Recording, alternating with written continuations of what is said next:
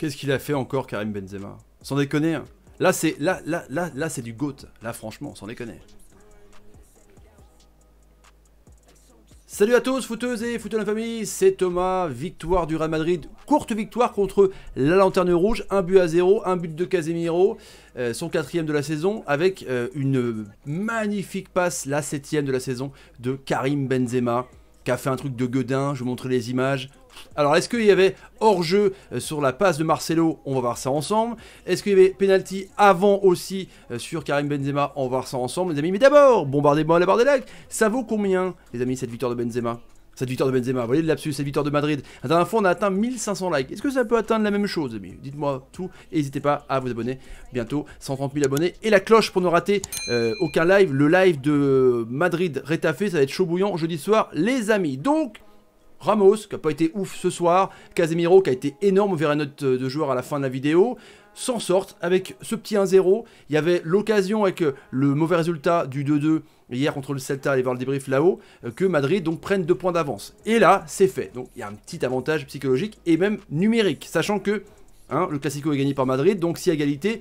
Goal average particulier, Madrid ça toujours devant s'ils perdent aucun match, on est d'accord. Donc un petit but qui va bien de Casemiro. Jusque là, voilà. Avant, Diego Lopez, le gardien de 38 ans, 1m96 de Espanyol Barcelone, a fait une faute, je pense, sur Benzema. On voit à l'écran avec Victor Gomez, là, je pense qu'il le fauche par derrière. Alors Benzema était dos au but, c'est clair, mais ça aurait pu siffler. Il y a eu variole, l'arbitre n'a rien dit, il y a eu corner derrière. Donc ça, c'était le petit queutru sur le penalty de Karim Benzema. Ensuite, il y a le but de Casemiro. Alors certes, il est beau, hein, mais il est seul tout. Vous allez voir l'espace qu'a Casemiro pour tirer. S'il ne le met pas, moi franchement, s'il ne le met pas, je vais le chercher. On fait le tour du périph' et après, franchement, on s'engueule. Parce que là, honnêtement, mon petit plat du pied pour tromper un gardien qui n'est pas non plus un gueudin fini.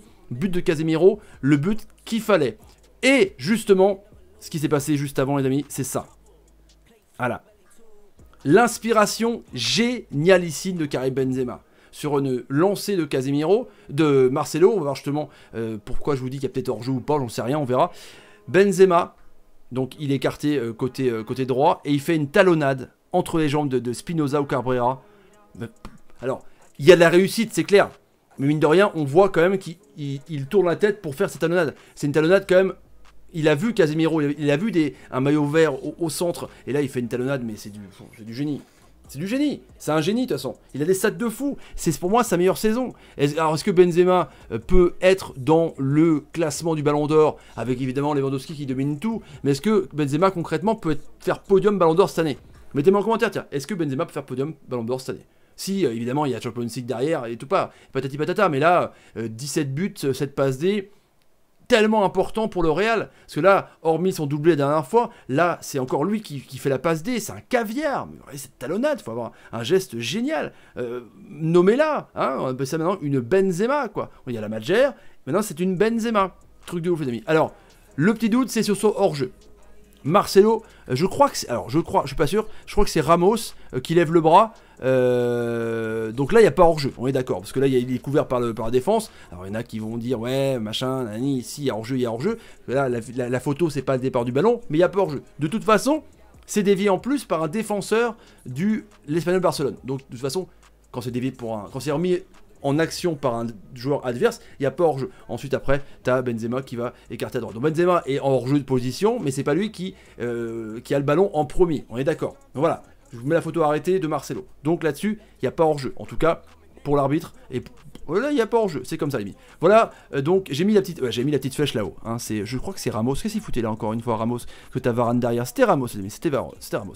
Les notes des joueurs. Pour faire court, donc c'était un match intensif avec énormément de fautes. Alors, je veux revenir sur Adrian Ambarba, ami, que je te croise pas, frérot. Non, je rigole, parce qu'il a fait que découper. Alors, il a une bonne note, mais voilà, il n'y a même pas eu de carton jaune du match, d'ailleurs, entre autres. 8 pour Casemiro, l'homme du match, buteur, et voilà, entre Roca et David Lopez, il a mis des brins, il a résisté un petit peu. 7 pour Isco, Hazard, et Rodrigo Vinicius. Hazard, bien, hein. Il propose, il fait toujours sa petite feinte, tu sais là, son petit crochet, puis hop, refeinte pour entrer dans l'axe comme il faisait à Chelsea, mais il est temps qu'il marque. Benzema était énorme évidemment, et presque, il y avait une heat map à un moment donné, il était presque au milieu de terrain pour réguler, truc de ouf. Valverde, bon, parce que Modric était suspendu. Kroos, ça va mieux. Et puis derrière, tout le monde a 7, hein, Carvajal, Varane, Ramos, Marcelo, et Courtois qui a fait des arrêts. Il s'est étendu, l'Octopus, franchement. Honnêtement, il critiquait l'ami Courtois, mais ça va. Et puis pour les autres, bah, il y a juste Ambarba, le boucher, qui a été là. Et Lopez, qui a un petit peu retardé l'échéance de ça. Le classement qui fera plaisir aux Madrilènes et non aux Barcelonais. 2 points d'avance sur le Barça. Voilà, comme ça, c'est acté à la J32. Madrid reprend l'avantage, et là, c'est 2 points. Donc, ils ont une marge d'erreur. Enfin, non. Enfin, ils peuvent faire un match nul contre Retafe, par exemple. Et le Barça, admettons, gagne contre les Colchoneros Atlético Madrid. Madrid sera toujours premier. Donc il y a un petit joker, on va dire. Petit joker. Bon les amis, pour ce débrief, donc Benzema, GOAT, c'est clair. Dites-moi si vous pensez qu'il peut être podium de Ballon d'Or. Comme ça, petite... partagez les vidéos sur Twitter, Facebook, Instagram et Snapchat. Le petit like qui va bien. Et puis à une prochaine vidéo. Salut, salut, salut et salut. Il a régalé. Hein. J'ai gueulé encore, Benzema. Tu vas me faire mourir.